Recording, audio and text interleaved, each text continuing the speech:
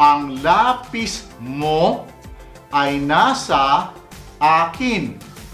Got it?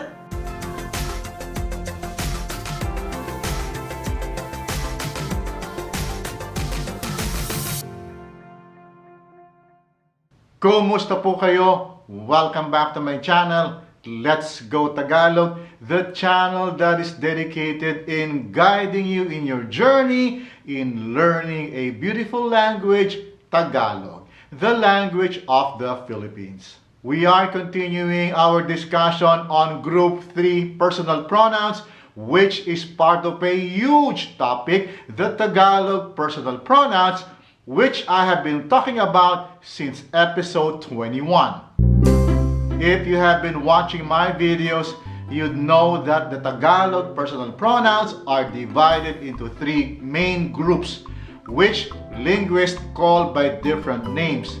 But in this channel, we will just call them Group 1, Group 2, and Group 3. It is less complicated. But there's actually sort of a Group 4, but that is a topic for another day. In this video, we are continuing our discussion on Group 3 personal pronouns, which is used in the following instances: to express possession or ownership of something, to express relationship between two people or a living thing, to express the location of something, which is the topic of this video, and its use as the object of a sentence. If this is your first time watching my channel, or if you wish to review, please check out the playlist and check out the videos labeled personal pronouns. In the last video, we have learned these sentence patterns. Ang lapis ay nasa akin. Nasa akin ang lapis.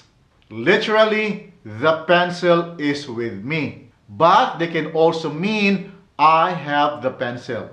These sentence patterns, in formal and in casual forms, are responses to this question. Nasaan ang lapis ko? Where is my pencil? Or, na kanino ang lapis ko? Whom is my pencil with? If you have missed that video, you can check it out. The link is in the description down below. In this video, we are going to learn new patterns building up from the previous patterns of the previous video. So, we are going to improve on the last pattern we talked about in the last video to create more complex sentences. Here goes.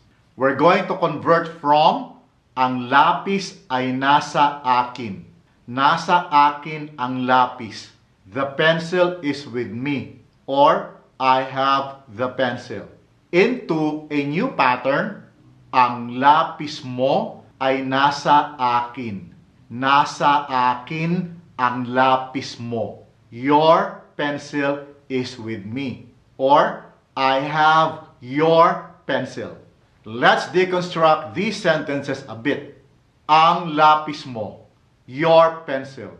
This phrase uses the Group 2 personal pronoun mo, meaning your, because it describes ownership of the pencil. Remember Group 2 personal pronouns? You can check it out. The link is in the description down below. Then the phrase, nasa akin, with me. This phrase uses a Group 3 personal pronoun, akin, combining it with the preposition nasa to make it nasa akin, you have with me. This shows the locative nature of Group 3 personal pronouns. In this example, the object of the sentence, in this case the pencil, is located with me. It's with me, and it's not located in some other place. Got it? Let's have some more examples that use Group 2 and Group 3 personal pronouns combined in one sentence. Ang libro ko ay nasa iyo. Nasa iyo ang libro ko. My book is with you, or you have my book. Ang mga gamit natin ay nasa kanila. Nasa kanila ang mga gamit natin.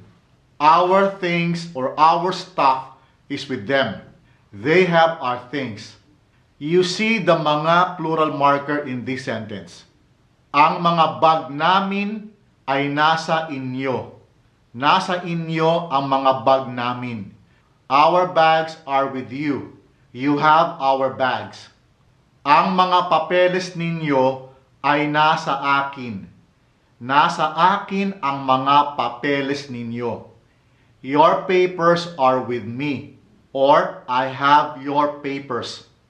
Ang sombrero niya ay nasa iyo.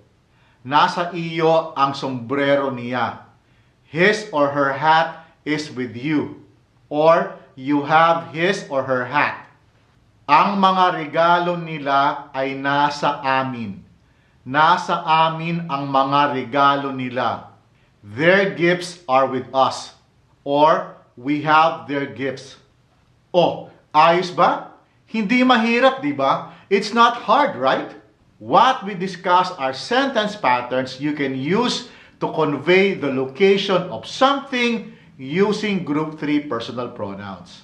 But what if someone's object is with a definite person with a name? How do you substitute me, you, etc. with Peter or Marie or any other name?